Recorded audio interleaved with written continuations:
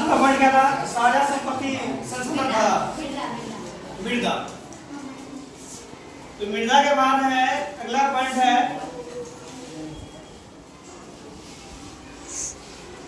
मृदा का निम्नीकरण और संरक्षण के उपाय। जो क्या है? निम्न है जो इस प्रकार है, जिसमें पहला पॉइंट है मल्च बनाना, ठीक है। दूसरा है वेदिका फाड़, तीसरा है समुच्च रेखीय जुताई, और चौथा है रक्षक मेखलाएं, पांचवा है समुच्च रेखीय रोधिकाएं, और छठा है चट्टान मार्ग। कोई बात नहीं करेगा, समझने का प्रयास करो। और सातवां है बीज का फसल उगाना। तो सभी को क्या करेंगे हम डिटेल से पहले जानने का प्रयास करेंगे, ठीक है। तो सबसे पहला पॉइंट क्या था? चलो मान लो रोधिका के बारे में पहले जानते हैं, ठीक है। तो रोधिका है क्या? तो ध्यान दो, वह प्राकृतिक अवरोध जो समुद्र, नदी या झील के किनारे रेत, कंकड़ या अन्य अवसादों के क्या हो जमाव से बनता है। मतलब क्या? समुद्र, नदी के किनारे या झील के किनारे क्या होगा? जब बहुत ज्यादा रेत या कंकड़ क्या हो जाएगा, जमा हो जाएगा, क्या होगा? जो सामने से हवा आ रहा है उसको क्या करेगा? रोकने का काम करेगा, यानी क्या करेगा? वो अवरोध का काम करता है। तो देखो मल्च बनाना है ना पॉइंट में, तो मल्च के बारे में जानेंगे। वह पदार्थ है जिससे मिट्टी की सतह पर बिछाया जाता है ना। तो उससे क्या फायदा होगा? उससे फायदा ये होगा कि मिट्टी की नमी क्या होगा? बनी रहेगी, और खरपतवार क्या होंगे? कम हो जाएंगे, और मिट्टी का तापमान भी क्या रहेगा? तापमान संतुलित यानी बैलेंस बना रहेगा। मतलब मिट्टी का जो टेम्परेचर होता है वो क्या हो जाएगा?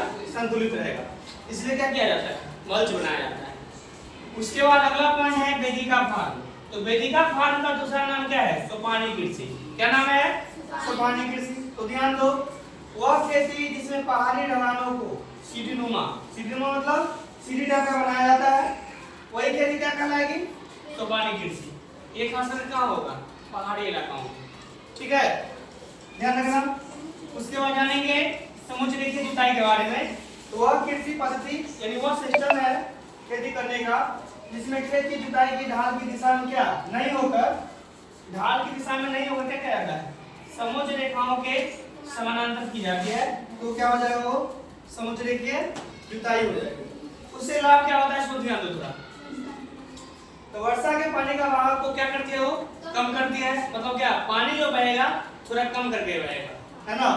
और मिट्टी के कटाव का कर्जा रोकने का काम करता है। अब मिट्टी का कटाव कम होगा तो अच्छा बात है ना, अपरदन उतना नहीं हो पाएगा। अपरदन का मतलब होता है मिट्टी का काट छाट करना, और फसल उत्पादन बढ़ाने में क्या होता है? ये सहायक होती है। इसलिए क्या किया जाता है? समुच्च रेखीय जुताई की जाती है। अब अगला पॉइंट हम जानेंगे किसके बारे में? तो चट्टान बांध के बारे में। थोड़ा ध्यान दो, मिट्टी और जल संरक्षण की एक तकनीक है, यानी टेक्नोलॉजी है, यानी सिस्टम है। इसमें क्या किया जाता है? छोटे नालों या जलधाराओं जिससे होकर पानी बहता है उसको क्या जाता है? क्या किया जाता है? पत्थरों से छोटा बांध बनाया जाता है ताकि वर्षा का पानी क्या हो? धीमी गति से बहे, मतलब धीरे धीरे पानी बहे। इससे क्या होगा?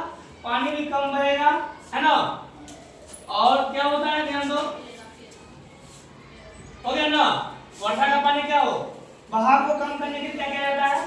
चट्टान बांध बनाया जाता है। अब है रक्षक मेखलाएं। तो थोड़ा ध्यान दो, पेड़ों या झाड़ियों की ऐसी कतारें यानी लाइन लगी होती है ना, जिन्हें खेतों के चारों क्या किया जाता है? हवा की दिशा में लगाया जाता है ताकि तेज हवाओं से क्या हो? फसलों और मिट्टी की क्या हो? रक्षा की जा सके। इसलिए क्या किया जाता है? रक्षक मेखलाएं यानी वाइंड ब्रेक, यानी हवा के गति को रोकने का काम करता है। अगला पॉइंट है बीज की फसल। एक ही खेत में एक ही समय पर दो या दो से अधिक फसलों को एक निश्चित क्रम में या दूरी पर क्या करना होगा ना, कैसा लगता है? बीज की फसल, यानी जब एक ही खेत में एक ही समय पे क्या हो? एक से अधिक या दो से अधिक फसलों का क्या हो? उगाया जाए, तो वही क्या हो जाएगा? बीज का फसल हो जाएगा। सबको रट्टा नहीं मारना है, ठीक है। सबको क्या करना है? समझ के याद कर लेना है। जो हम तुमको बता सके, जैसे हम तुमको बताए ना वैसे तुम भी हमको बता दो, ठीक है, कल के लिए।